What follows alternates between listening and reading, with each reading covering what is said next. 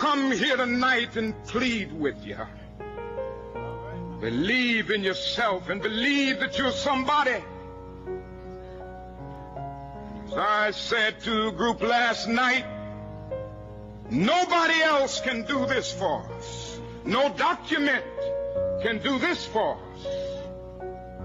No Lincolnian Emancipation Proclamation can do this for us. No Kennysonian or Johnsonian Civil Rights Bill can do this for us. If the Negro is to be free, he must move down into the inner resources of his own soul and sign with a pen and ink of self-assertive manhood his own Emancipation Proclamation. When we allow freedom ring, when we let it ring from every village and every hamlet, from every state and every city, we will be able to speed up that day when all of God's children, black men and white men, Jews and Gentiles, Protestants and Catholics, will be able to join hands and sing in the words of the old Negro spiritual, free at last, free at last. Thank God Almighty, we are free at last.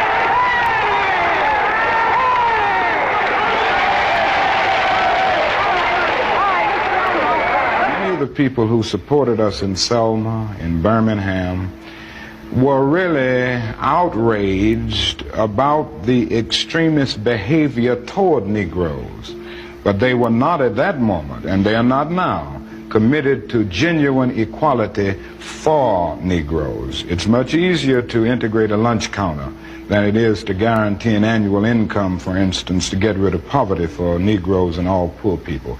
It's much easier to integrate a bus than it is to make genuine integration a reality and quality education a reality in our schools. It's much easier to integrate even a public park than it is to get rid of slums. And I must confess that that dream that I had that day has at many points turned into a nightmare. Now, I'm not one to lose hope. I keep on hoping.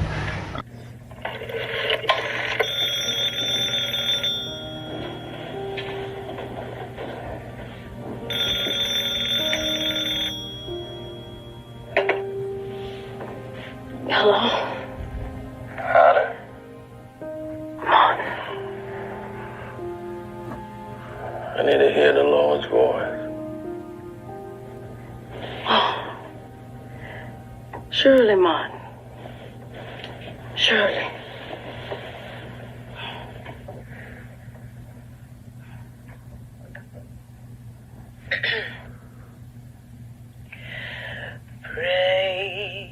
Precious Lord, take my hand, lead me on, let me stand. I am tired. I am weak. Well, I don't know what will happen now. We've got some difficult days ahead. But it really doesn't matter with me now, because I've been to the mountaintop. I don't mind. Like anybody, I would like to live a long life. Longevity has its place. But I'm not concerned about that now. I just want to do God's will. And He's allowed me to go up to the mountain. And I've looked over and I've seen the promised land. I may not get there with you, but I want you to know tonight that we as a people will get to the promised land. There's a little song that we sing in our movement down in the South. I don't know if you've heard it, but it has become the theme song. We shall overcome.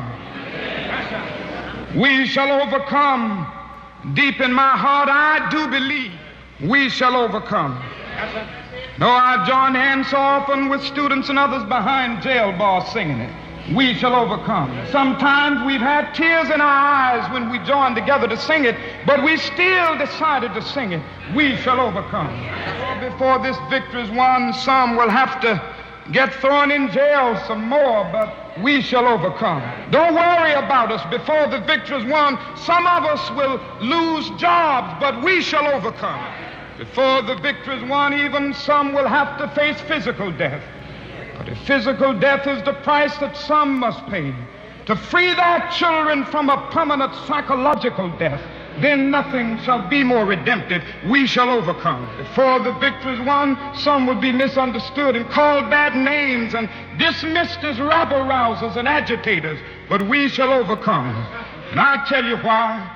We shall overcome because the arc of the moral universe is long, but it bends toward justice. We shall overcome because Carlyle is right. No lie can live forever. We shall overcome because William Cullen Bryant is right. Truth crushed to earth will rise again. We shall overcome because James Russell Lowell is right. Truth forever on the scaffold, wrong forever on the throne.